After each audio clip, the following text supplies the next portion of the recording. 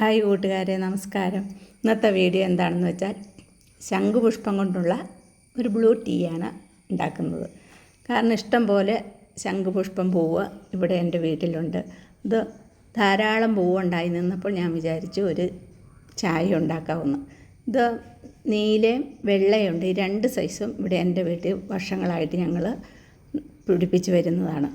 ഇതാ ഞാൻ കുറച്ച് പൂവ് അതിൽ നിന്നും പറിച്ചെടുത്തിട്ടുണ്ട്. കണ്ടോ, നല്ല ഭംഗിയല്ലേ കാണാൻ തന്നെ. ഇനി ഇത് നന്നായിട്ടും കഴുകി ഞാനൊരു പാത്രത്തിലിട്ടുകൊണ്ട് വരാം. കഴുകി ഞാൻ വൃത്തിയാക്കി ഒരു പാത്രത്തിലെടുത്തിട്ടുണ്ട്. ഇനി ഇത് ചായ ഉണ്ടാക്കുന്നത് എങ്ങനെയാണെന്ന് നോക്കാം. ചായ ഉണ്ടാക്കാനായിട്ട് ഇതാ 1 ഗ്ലാസ് വെള്ളം തിളപ്പിച്ചെടുക്കാം നമുക്ക്. കണ്ടോ, 1 ഗ്ലാസ് വെള്ളം നന്നായിട്ടും തിളച്ച് കഴിഞ്ഞിട്ടുണ്ട്.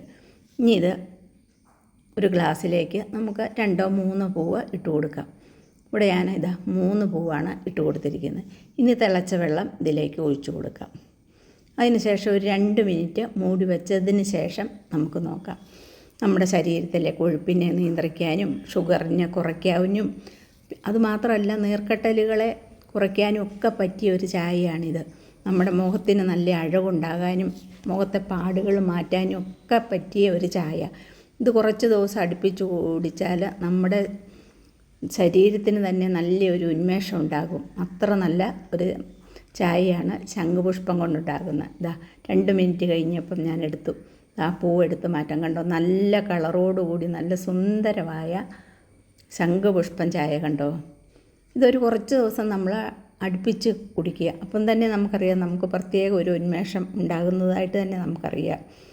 അങ്ങനെ നമ്മുടെ സുന്ദരമായ ശംഖുപുഷ്പം ചായ ഇതാ ഇവിടെ റെഡിയായി കഴിഞ്ഞു. ഇനി കുടിച്ച് നോക്കൂ. നിങ്ങളെൻ്റെ വീഡിയോ കണ്ടിട്ട് സപ്പോർട്ട് ചെയ്യാൻ മടിക്കരുത്. വീണ്ടും കാണാം. Thank you.